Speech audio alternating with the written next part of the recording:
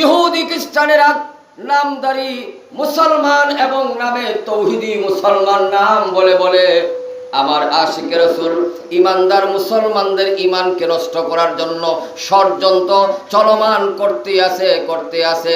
আপনারা শুনেছেন ওই যে কুমিল্লা একে একে আমাইকের মধ্যে আওয়াজ করে ঘোষণা দিয়ে একে একে 4টি মাজারের মধ্যে একসাথে আগুন ধরে দিয়েছে। বলেন নাউজুবিল্লাহ। রাজবাড়ি এই মানুষ জানি না ওই মানুষ কেমন ছিল, ভালো এবং মন্দ আমার জানার বিষয় নয়। মানুষকে দাফন করা হয়েছে, দাফন করার পর মানুষ আল্লাহ রব্বুল আলামিন ওই মানুষকে কি করবেন? আল্লাহ রব্বুল আলামিন মরার পরে বিচার করার মালিক কে? আপনি আমি না। মরার পরে কারো কোনো ক্ষমতা নাই। এই পৃথিবীর মধ্যে যখন কোনো মানুষ যখন মৃত্যুবরণ করবে এরপরে আর কারো কোনো অধিকার নাই। শুধুমাত্র অধিকার থাকবে একটি মাত্র বেশি ব্যক্তির জন্য, যিনি হকদার পাওনাদার।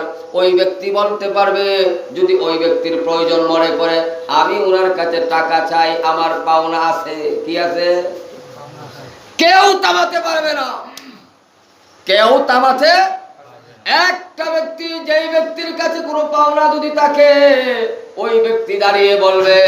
এমন ব্যক্তি আছে যে বলে না, অনেক ব্যক্তি আছে বলে, কিন্তু তার বলার রাইট আছে।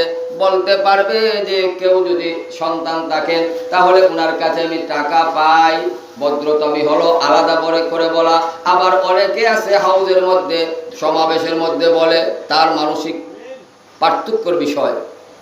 তদ্রূপভাবে এই নুরা পাগলা আমি বুঝি না উনি শিরিক ছিল, মুশরিক ছিল নাকি কাফের ছিল না মুসলমান ছিল, এটা আমার দেখার বিষয় নয়। আমি তার এলাকার মানুষ না, কিন্তু তার নামে তো আমরা মনে করি যে সে মুসলমান ছিল। হয়তো ভণ্ড ছিল, হয়তো গান বাজনা করতো, কথাবার্তা ঠিক ছিল না, কিন্তু মুসলমান ছিল। এরপর আমি মনে করলাম মুসলমান, আমি কিছু সময়ের জন্য মনে করলাম মুসলমান না, মুসলমান। এরপরে মুসলমান না কমাই দেন। এরপরে যদি মুসলমান না হয় তাকে তো দাফন করা হয়েছে।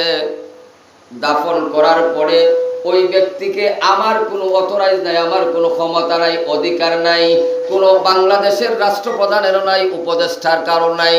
একমাত্র আমার আল্লাহ রব্বুল আলামিন যদি চান ওই ব্যক্তিকে মাফ করে দিতে, এটা আমার মালিকের চিন্তাধারা, মালিকের ব্যাপার।